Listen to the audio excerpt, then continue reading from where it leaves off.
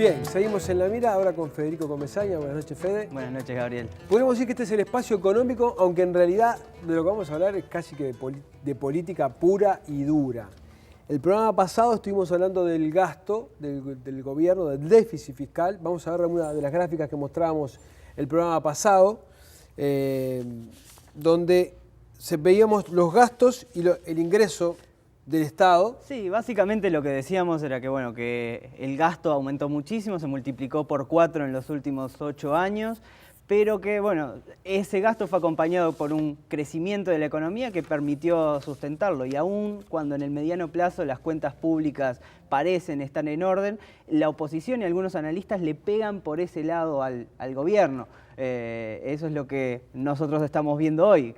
¿Qué tan bien lo hicieron los que hoy critican a la actual administración? Vamos a verlo en la próxima gráfica, qué tan bien lo hicieron o qué hicieron los que hoy critican al gobierno, y ahí tenemos gobierno por gobierno desde el 85 por acá. El índice, digamos, que mide el exceso que comete un gobierno en términos del gasto es el déficit fiscal, que viene a ser esa parte del gasto que no es cubierta por los ingresos del Estado. Al mismo tiempo, tiene en cuenta el tamaño de la economía, porque el exceso depende del tamaño de la billetera, ¿no? Y lo que vemos acá es que solo un año, en 1991, durante el gobierno de Lacalle, el Estado uruguayo gastó menos de lo que le ingresó. ¿Qué habrá pasado ese año, no? Todos los otros años, en 20 años de gobiernos de partidos tradicionales, 8 años de gobiernos de izquierda, siempre se gastó más de lo que entró. Esto es interesante para quienes hoy ven o critican al gobierno. Está bien que lo critiquen, digamos, un error no se tapa con otro, digamos, pero esto ya es casi una cultura, ¿no?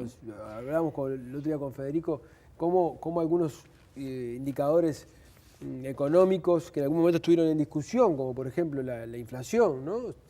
Ya no se discute de que la inflación es mala, todo el mundo coincide con eso, la izquierda no tiene dudas sobre eso, pero este parece ser un indicador en el cual no hay manera de vencerlo, ¿no? Quisimos ir más allá y plantear un indicador o un ranking de austeridad entre gobiernos. A ver, vamos a ver la próxima gráfica, que en realidad, a ver, sos muy generoso en poner ranking de austeridad, porque austeridad es si hubiéramos ahorrado, digamos. Más bien un ranking de excesos, ¿no? Sí. Lo que vemos acá, en primer lugar, es que el que se lleva el primer premio viene a ser el gobierno de Vázquez. ¿Qué tal, eh?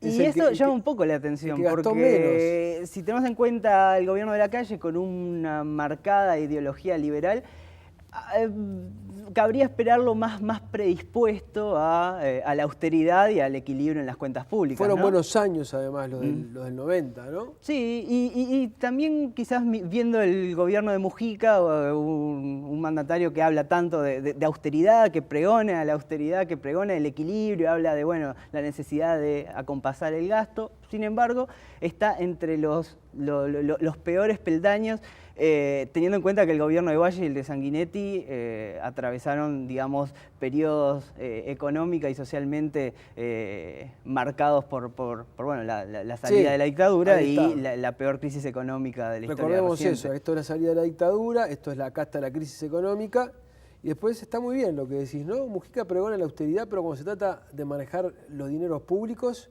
no figura ni siquiera entre los 3 primeros más austeros. Y Vázquez tiene ahí una cosita para defenderse en la campaña electoral cuando le tiren con eso, ¿no? Entonces, ahora queríamos ver un poco qué es esto de ahorrar. ¿Por qué es importante hablar de austeridad y por qué se achaca tanto desde la teoría económica por el tema? Muchas veces, y sobre todo desde la izquierda, se ha dicho, bueno, pero tanto los que critican, los liberales que critican este exceso del gasto. Cuando no hay porque hay crisis, no se gasta porque no hay. Cuando tenemos para gastar, se nos critica porque gastamos. Y nosotros estamos invirtiendo en políticas sociales, y etcétera, y etcétera, y etcétera. Pero ahora, en la próxima gráfica, vamos a ver cómo el gasto tiene un componente no solamente político, sino político-electoral. Por supuesto, porque si vemos acá, lo que estamos haciendo es viendo el promedio del primer año de gobierno en todos los gobiernos, el segundo año de gobierno en todas las administraciones.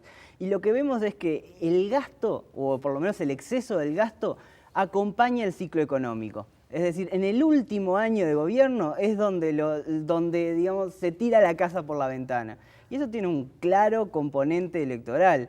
Ahí lo que importa es, en cierta medida, llenar el ojo del elector y dar el último empujoncito a la economía para que, bueno, dejarnos bien parados para poder aspirar a un nuevo No hay periodo defensa contra estos números, no tienen es cómo defenderse, porque no práctica... puede dar la casualidad de que en el último año gasten más. ¿Por qué gastan más? Es una práctica que está convalidada porque en definitiva todos los gobiernos lo hacen, y no solo en Uruguay.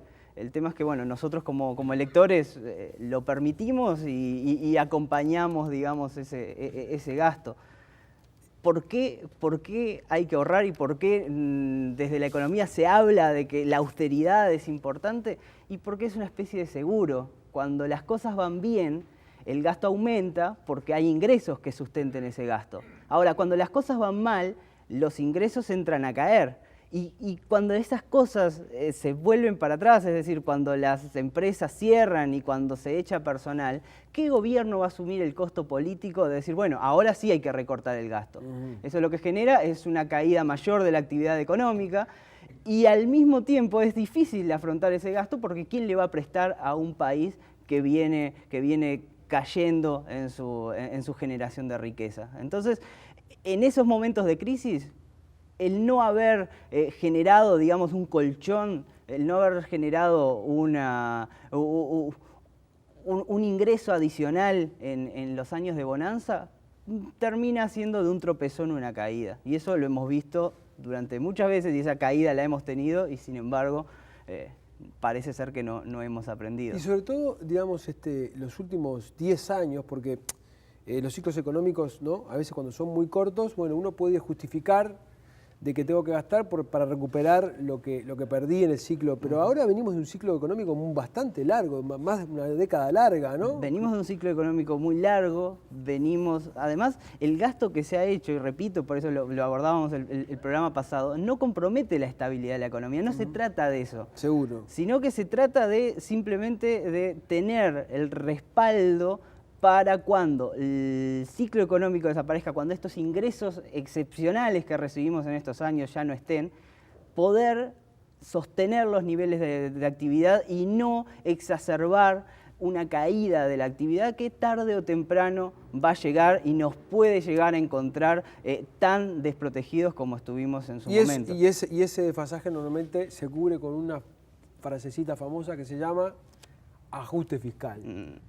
El tan temido ajuste fiscal, que es una reducción brusca del gasto o un aumento de los impuestos que nos termina doliendo de la misma manera, reduciendo nuestra capacidad de consumo a las familias que en definitiva somos los que afrontamos este gasto. Fede, muchas gracias. Gracias a vos. Nos vamos a una tanda, ya volvemos con Fito Garcés. Presenta Catunasi, terminal especializada de contenedores del puerto de Montevideo. La tienda del espía. Entérese de todo. Jaume y Seré, su socio estratégico en comercio exterior y logística.